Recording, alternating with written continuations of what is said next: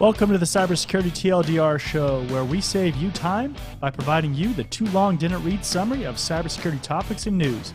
You can find us on YouTube through video and all the popular podcasting platforms for audio on the go. Now let's get over to your host, John Good. Welcome. Happy Saturday. This is your threat intel briefing for September 25th, 2022 through October 1st, 2022. I'm your host, John Good. If you're joining me live, because we are doing this live on YouTube, make sure to leave a like, comment, and subscribe. Let me know if you're enjoying the actual content, and in that way, you can actually get notified as well when we release future content. If you want to see anything else, any other kind of content across the whole channel, not just for these kind of briefings, let me know. And I definitely look at those and will respond and try to take all those good ideas and throw them into the queue so I can do those things.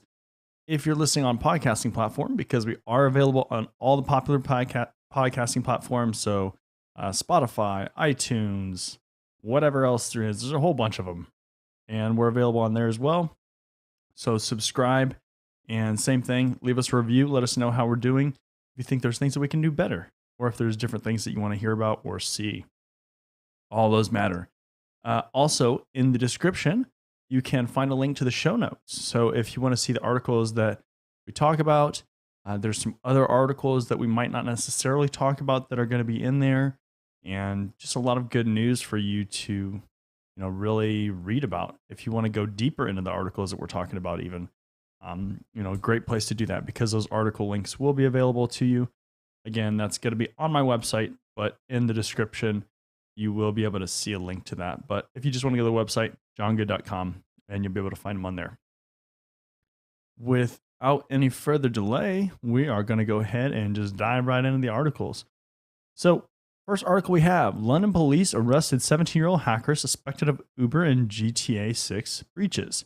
City of London police on Friday revealed that it had arrested a 17-year-old teenager from Oxfordshire on suspicion of hacking.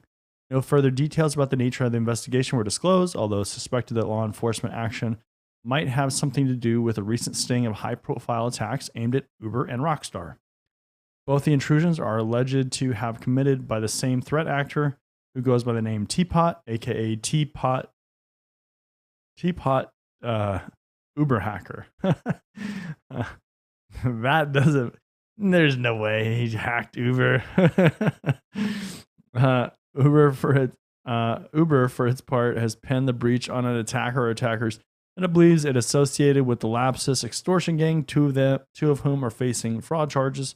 According to cybersecurity company Flashpoint, the real-world identity of the hacker behind the two incidents is said to be outed in an online illicit form. So a couple things here that we see, right?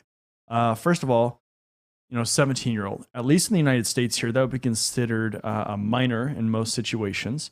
And because basically 18 becomes the adult age where basically people start getting charged with adult crimes. Unless they're like major crimes, then, then kids have definitely been charged with adult crimes. But typically that's kind of the threshold.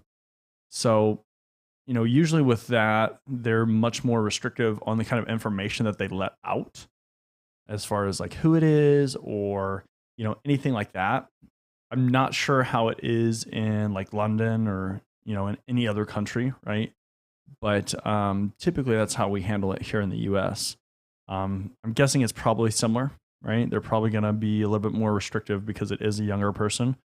But, so that's definitely one thing to kind of think about.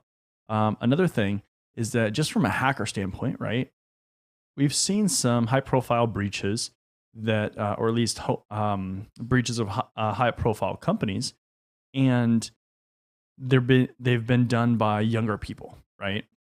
And what are the things that you can absolutely see if you were to take, this younger group of kind of renegade hackers, and then you look at some more sophisticated hackers, maybe people that have been through like a computer science degree or something like that, where they have, more experience, more education, they're just more aware. Typically, there's a big difference in how they go about hiding what they've done, or covering up what they've done. Right? Obviously, with like nation states like that, they are really focused on trying to cover their tracks and not be detected for obvious reasons. But then you also have younger people, sometimes script kiddies, right, who are not as aware. They don't have to be younger people, but they're just not as aware of the things they're doing, or how to kind of not talk about it. That seems to be a big thing, especially with the malicious hackers, right? Like, I want to boast about the biggest breach that I've done because I'm awesome and I'm going to tell the world about it, even though I shouldn't, because that's going to end up with me in jail, whatever. But, that definitely is another thing. And then the third thing really is that we've seen a lot on these kind of forums and just dark web kind of areas that, a lot of times certain groups or certain people, they irritate other people, and then they end up getting outed by those other people, right? Like, those other people know who they are, they know their identity or their handle or alias or whatever, and then they out them because they're like, no, you've extremely irritated us. So there's all these kind of different dynamics in play on the dark side, which are really, psychologically very interesting to kind of step back and just look at. Obviously, if you get breached at your company, it's going to be much harder to have an unbiased kind of just perspective on the situation. But it's very fascinating. Next article. Americans don't know what sensitive data new IT systems collect on Americans. GAO report finds. More than 2 decades after being tasked with establishing privacy programs, 14 federal agencies have failed to address key practices for protecting the sensitive personal data of Americans, a new Government Accountability Office report finds. Agencies that have failed to implement full privacy plans include the Office of Personnel Management, OPM, which was the target of a data breach in 2015 that exposed sensitive information of more than 20 million government employees. Agencies that have not developed a full privacy strategy include the Department of Agriculture, Defense, Justice, Homeland Security, Housing and Urban Development, Veterans Affairs, State Treasury, Environmental Protection Agency, and OPM. So a lot of the major agencies. The GAO defines a fully developed risk management strategy as enacting privacy protections for sensitive data, defining a designated privacy official tasked with managing risks to information systems, and establishing a strategy for continuously monitoring privacy risks. So, pretty interesting.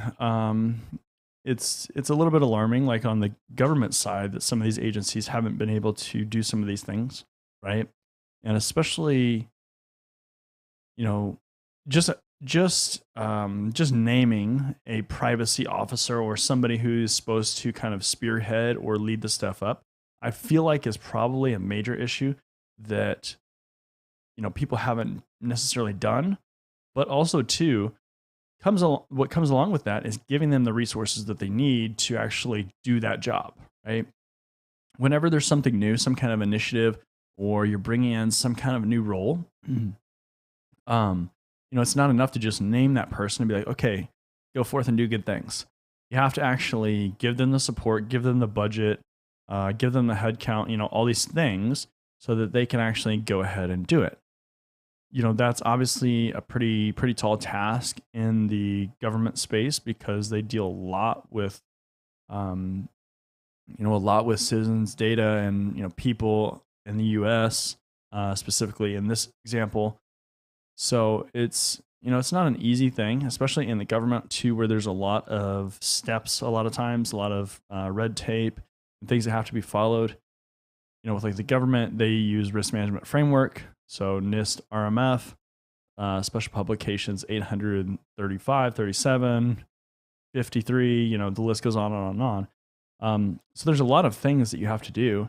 And specifically, if you're interested in risk management framework or you haven't looked it up or you know what it is, basically with the controls, the 853, there is there's like, they call them overlays. So there's a whole bunch of different controls. And then if you have certain kinds of data, there is something called an overlay that goes on top of that, where it basically says, okay, these specific controls are absolutely required because you have this data. So normally with like risk management framework, you can tailor some of the controls out because they're not applicable, whatever. And so you're like, I'm not going to do these. But then you throw that overlay on top of it, and then it's like, okay, you said you weren't going to do that, but you actually have to do that because you're taking in privacy data or healthcare data or whatever it is. There's a whole bunch of them, right? Yeah, I mean, the government is typically very slow to implement much of anything. So, but we're talking about 7 years here, right? And especially with like OPM, Office of Personnel Management, they were in the news a lot in like the 2014, 2015 timeframe, from getting hacked and having a lot of data on government personnel. So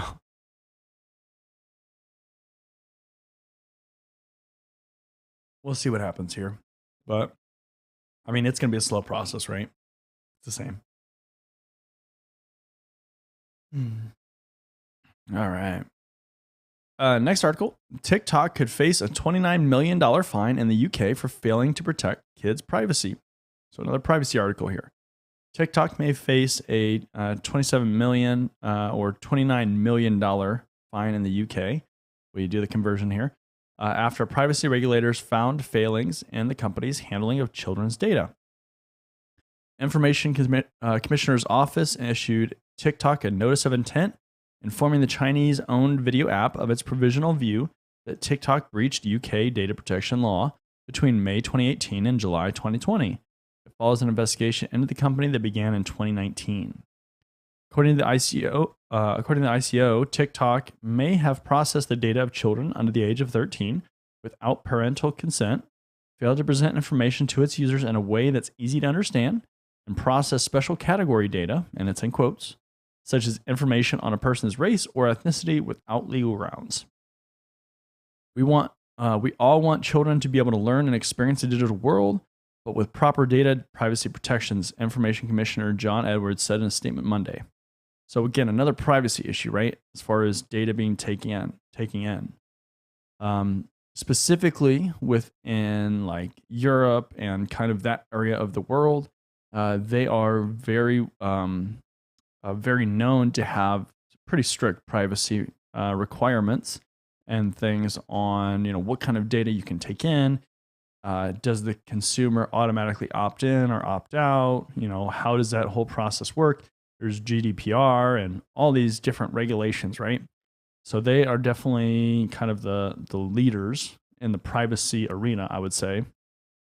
And then like in the US, we're kind of trying to follow suit, but we have other battles regarding privacy and things like that. But we have a lot of states that are starting to enact privacy regulations here too, just kind of on their own, right? But TikTok, no surprise, right? They're always under scrutiny. If it's not, taking in kids' data, it's shipping off data to China, and all these suspicions and things like that. I would say one thing, especially to just kind of going along with the last article, is understanding what kind of data that you're taking in and that you're processing and that you're storing, especially, right? The data that you store, you have to understand what kind of data you're storing. You have to understand the implications of that data. So like if you're taking in user data, things like age matter. In this example, they're saying children under 13, which, again, there's all these different kind of thresholds as far as like data and like, who can get charged with what kind of crimes and like all this stuff, right? But there's these different thresholds, and then you also have types of data, right? So not just blanket data from somebody under 13, but maybe like healthcare data or what else? Payment card data, like all this stuff, right? There's a whole bunch of different kinds of data that you could take in. Social security numbers, whatever, a lot of stuff. And So you really have to understand that kind of data that you're, especially that you're expecting, right? Um, if a user can put in kind of whatever they want, then that's probably not a good idea anyways. You should have some kind of restrictions as far as like what they can put in. But sometimes you're going to have free entry forms, right? Free entry fields, and people can just kind of put whatever, hopefully that's relevant. But especially like when you're specifically targeting certain kind of data and you're taking in that data, you have to be very careful, right? Like with TikTok, I mean, they know what kind of data they're taking in, and yeah, yeah, it's not the user accounts on TikToks and TikTok and things like that are pretty simple, whereas what they're taking in. So, but yeah, privacy is a growing area for sure, and it's, as far as a career standpoint, if you really want to find a way that's a place that's emerging, privacy is a really good one. Obviously, cloud is another one, but especially on the more non-technical side, privacy has a lot of stuff, a lot of legal implications that it would be very good to be familiar with, right? Like there's going to be a lot more regulations that are coming and that have to be adhered to, and so that's definitely a place that you can help companies if you really want to, Let's see here. All right. Researchers uncover covert attack campaign. Researchers uncover covert attack campaign targeting military contractors. A new covert attack campaign singled out multiple military and weapons contractor companies with spear phishing emails to trigger multi-stage infection process designed to deploy an unknown payload on compromised machines. Highly targeted intrusions, dubbed #steepmaverick by Securonics, also targeted a strategic supplier to the F-35 Lightning II fighter aircraft. Infection chains began with a phishing mail with a zip archive attachment containing a shortcut file that claims to be a PDF about company and benefits, which is then used to retrieve a stager, an initial binary that's used to download the desired malware from a remote server. So email continues to be a huge attack vector because email can get to regular users, right? So that's a huge deal because regular users are so likely to be the ones that actually allow attackers that entry point. But then, of course, we've seen also just messaging in general, right? Like, where can we get to the end user? That's the key. But we've seen things in like LinkedIn with like the smart links that we talked about last week and all kinds of stuff, right? Like, as long as you can get to the user, you probably got a pretty good shot. This PowerShell stager sets the stage for a robust chain of stagers that progresses through 7 more steps when the final PowerShell script executes a remote payload, header.png, hosted on a server named terma.app. Malware is also designed to verify the amount of physical memory and once again terminate itself if it's less than 4 gigabytes. Also included is a check for virtualization infrastructure to determine if the malware is being executed in an analysis environment or a sandbox. So one thing that we see a lot with malware and kind of code like that is that there's an attempt to obfuscate it as far as what it's doing or camouflage what it's doing, kind of hide that. And by breaking it up, kind of delivering it in small chunks is, definitely a way to help that process because you're not delivering this full, massive payload. And then that way you can change up these parts, right? And then that changes signatures because a lot of these detection methods, they're using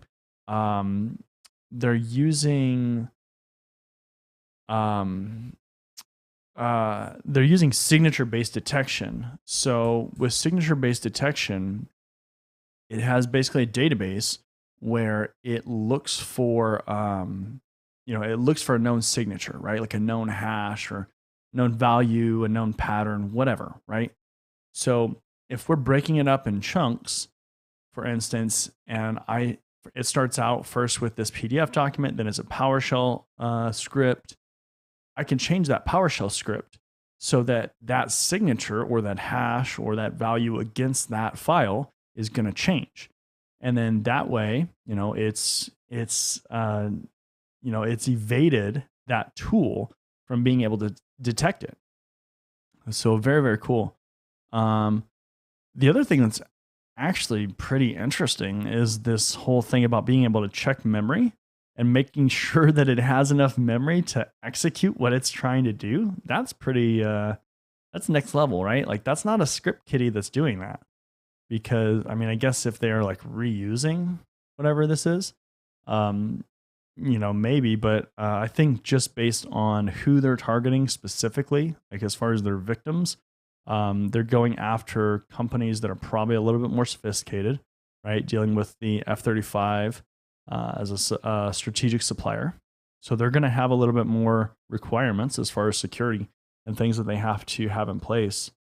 And yeah, so let's see here.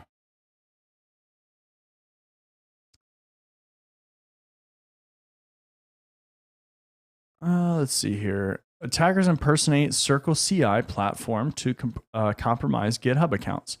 GitHub is warning of an ongoing phishing campaign targeting its users to steal credentials with two-factor authentication 2FA codes by impersonating the CircleCI DevOps platform. The company learned of the attacks against its users on September 16th. It pointed out that phishing campaigns has impacted many victim organizations except GitHub. Phishing messages claim that the user's CircleCI session has expired in an attempt to trick recipients into logging into GitHub.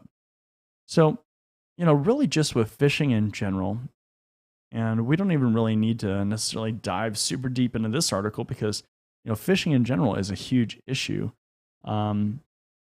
Anytime that you can make it very believable, then users are much more likely to, click on things, right? And it's how it is, right? That's why that's such a huge attack vector, because being able to go after the end user who is not focusing on security, they're not focusing on technology, IT, like infrastructure and things like that, they are much more likely to click on this stuff, especially if it's believable. And then there's the whole social engineering aspect of things and a lot of things like that. But, it's definitely a huge attack vector, and it will continue to be for a long time, right? This was interesting, though, and this is something to keep in mind. So it does say among the tactics that are used by attackers, they may quickly create GitHub personal access tokens, PATs, authorize OAuth applications, or add SSH keys to the account in order to maintain access to the account in case the user changes their password. So that's something to be on the lookout for. If your account ever gets hacked, not just GitHub, right? Any other kind of service, Twitter or Gmail, whatever. If you suspect something, check out your emails that are linked to that account, because a lot of times they'll add secondary emails, or in this case, they're adding additional tokens or SSH keys so that they can still get in and they can still do things. Because once they're in and they get that authorized, even if you change your password, it's not going to change that backend stuff. It's still going to allow that access because of how all that stuff works. And so I think that's something to keep in mind. And if you do ever get an account that's breached, double check that stuff just to make sure, because that's important. And then of course, once they get in, they're going to try to download as much as they can or access as much data as they can. Just how it is, right? New hacking group, Metador, lurking in ISP networks for months. Previously unknown threat actor that researchers have named Metador has been breaching telecommunications, internet service providers, ISPs, and universities for about 2 years. Metador targets organizations in the Middle East and Africa, and their purpose appears to be long-term persistence for espionage. The group uses 2 Windows-based malware that have been described as extremely complex, but there are indications of Linux malware too. Researchers at Sentinel Labs discovered Metador and a telecommunications company in the Middle East that had already been breached by about 10 other threat actors originating from China and Iran, among the Motion Dragon and Muddy Water, among them. One thing to keep in mind with attackers is they typically try to lay low. They don't just go in and they're like, okay, we're going to bust down all the doors and set the place on fire. That's usually not what happens. Especially the more sophisticated they get, the more that they are going to, the more that they're really going to try to lay low, because they want to observe, they want to really map out your network and see, what exactly you have. And, that's something to keep in mind, right? A lot of times people think that if somebody's going to hack or break in, that it's going to be like, okay, they kicked in the door. Now we've got alerted, just like our home security system. It's not always the case, right? A lot of times attackers find a way in and then they'll hang out. They'll just sit there, right? They'll just wait, see what happens, see what they can find, try to lay low, go real slow. And, especially like nation state hackers, you think they're going to try to find everything within like a day or like a week? Nah. They're going to be in there for weeks, months, years, maybe, right? Depending on what company you are or what kind of information you have, how that impacts them. They're going to take their time. And I think that's something that you have to really keep in mind as you're in this career field, is because, you're not going to find things right away. You're probably going to find attackers that have been in your network for a while. So that's definitely an important point. Lazarus Group targets Mac OS users seeking crypto jobs. Security researchers at Sentinel-1 have uncovered a variant of the Operation Interception campaign, which uses lures for job vacancies at cryptocurrency exchange platform Crypto.com to infect Mac OS users with malware. According to an advisory published on Monday, the new attacks would represent a further instance of a campaign spotted by ESET and Malwarebytes in August and attributed to North Korea-linked Advanced Persistent Threat APT Lazarus Group. Main difference would be that the original campaign targeted Coinbase instead of Crypto.com. And we've talked about this before on this show, is the fact that there's these APT groups that are going on like LinkedIn and things like that, and they're targeting people that are searching for jobs. And they are, they're trying to get them, right? Especially with like crypto. Crypto has been a big one because people trying to get jobs at crypto companies, they attract a certain kind of person that's usually a front runner, like somebody that wants to be cutting edge. And, that's a very interesting kind of user to go after. Decoy PDF documents advertising platforms on crypto exchange platform, positions on crypto exchange platform Coinbase were discovered by our friends at ESET back in August 2022, with indications that the campaign dated back at least a year. Last week, Sentinel-1 observed a variant of the malware using new lures for vacancies at Crypto.com. So same tactic, different platform, right? Security company said that at the time of the writing, it's not clear yet how the malware is being distributed. However, earlier reports suggest that threat actors targeted victims via private messaging on LinkedIn. So this could be the whole LinkedIn smart links. They could be using that for sure. That's something we talked about last week. And go back if you need to know what that is, or weren't here, and check that out. But again, this is something that's been going on for a little bit. We've seen several articles that we've talked about over the last 6 months or something that this has been going on, and I don't think this is going to stop anytime soon either. It just keeps getting, they keep changing who they're recruiting for, right? So yeah, we'll see. Let's see here. Okay, VPN providers flee India as a new data law takes hold.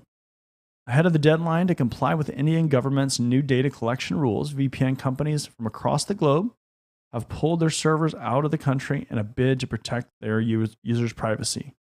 Starting earlier this week, the Indian Computer Emergency Response Team, or CERT, a body appointed by the Indian government to deal with cybersecurity and threats, will require VPN operators to collect and maintain customer information, including names, email addresses, and IP addresses for at least 5 years, even after they've canceled their subscription or account.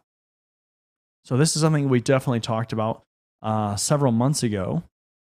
And basically the idea is that India is trying to implement a bunch of new restrictions, requirements, and some